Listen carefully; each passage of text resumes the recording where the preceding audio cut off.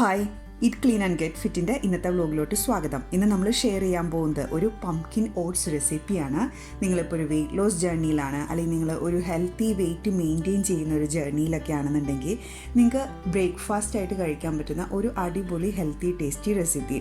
ഇതിൽ ഏകദേശം 303 കാലറീസ് ആണുള്ളത്. ഇതിൻ്റെ ന്യൂട്രീഷൻ ഫാക്ട്സ് ആണ് ഇവിടെ കൊടുത്തിരിക്കുന്നത്.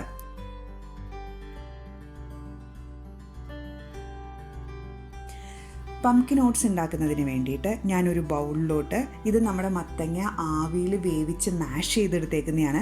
ഒരു 1/3 കപ്പ് ചേർക്കുക. ഇനി ഇതിലോട്ട് ചേർക്കേണ്ടത് 1/3 cup plus 1 tablespoon rolled oats ആണ്. റോൾഡ് ഓട്സ് ഇല്ലെങ്കിൽ ഇൻസ്റ്റൻറ്റ് ഓട്സ് ചേർത്താലും മതിയാകും. ഇനി ഇതിലോട്ട് വേണ്ടത് 10 ആൽമണ്ട്സ് അല്ലെങ്കിൽ ബദാം ചെറുതായിട്ടൊന്ന് ചോപ്പ് ചെയ്തിട്ടേക്കുന്നതാണ്. ഇനി ഇതിലോട്ട് വേണ്ടത് 1/2 കപ്പ് പ്ലസ് 2 ടേബിൾ സ്പൂൺ പാലാണ്. പ്ലാന്റ് ബേസ്ഡ് മിൽക്കോ നോർമൽ മിൽക്കോ യൂസ് ചെയ്യാം.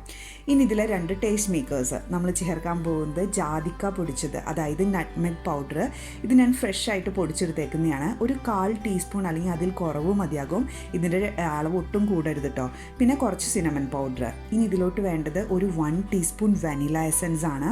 ഇനി ഇതെല്ലാം കൂടെ ചേർത്ത് ഒന്ന് നന്നായിട്ട് മിക്സ് ചെയ്തതിന് ശേഷം ഒരു 2 മിനിറ്റ് മൈക്രോവേവിൽ കുക്ക് ചെയ്തെടുക്കുകയോ അല്ലെങ്കിൽ സ്റ്റൗ ടോപ്പിൽ കുക്ക് ചെയ്തെടുക്കുകയോ ചെയ്യാം. ഇനി കുക്ക് ചെയ്തെടുത്തതിന് ശേഷം ഇതിലോട്ട് സെർവ് ചെയ്യുന്നതിന് മുന്നേ ഒരു 1 ടീസ്പൂൺ ഹണി കൂടെ ചേർത്ത് കൊടുക്കാം. ഇത്രയേ ഉള്ളൂ ഇതിൻ്റെ പരിപാടി. ഇനി നിങ്ങളൊരു വർക്കിംഗ് മോമൊക്കെ ആണെന്നുണ്ടെങ്കിൽ രാവിലെ തന്നെ എണീറ്റ് ഈ മത്തങ്ങ ആവി കയറ്റി മാഷ് ചെയ്തെടുക്കുക എന്ന് പറഞ്ഞാൽ ഒരു ഇച്ചിരി ടൈം കൺസ്യൂമിങ് ആയിരിക്കും. അപ്പോൾ നിങ്ങൾ ആ ഒരു വീക്കെൻഡിൽ അടുത്ത വീക്കിലേക്കുള്ളത് കുക്ക് ചെയ്യുന്ന സമയത്ത് ഒരു 3 ദിവസത്തേക്കുള്ളതോ അല്ലെങ്കിൽ ഒരാഴ്ചത്തേക്കുള്ളതോ മത്തങ്ങ ആവി കയറ്റി മാഷ് ചെയ്ത് ഫ്രിഡ്ജിൽ വെച്ച് കഴിഞ്ഞ് കഴിഞ്ഞാൽ രാവിലെ ഈ ബ്രേക്ക്ഫാസ്റ്റ് ഒരു 5 മിനിറ്റ് പോലും വേണ്ട, അതിന് മുന്നേ ഉണ്ടാക്കിയെടുക്കാം. നിങ്ങൾക്ക് ഈ റെസിപ്പി ഇഷ്ടപ്പെട്ടു എന്ന് കരുതുന്നു. നിങ്ങളുടെ കമൻസും ഫീഡ്ബാക്കും ഒക്കെ ഷെയർ ചെയ്യുക. Thank you for watching me. By.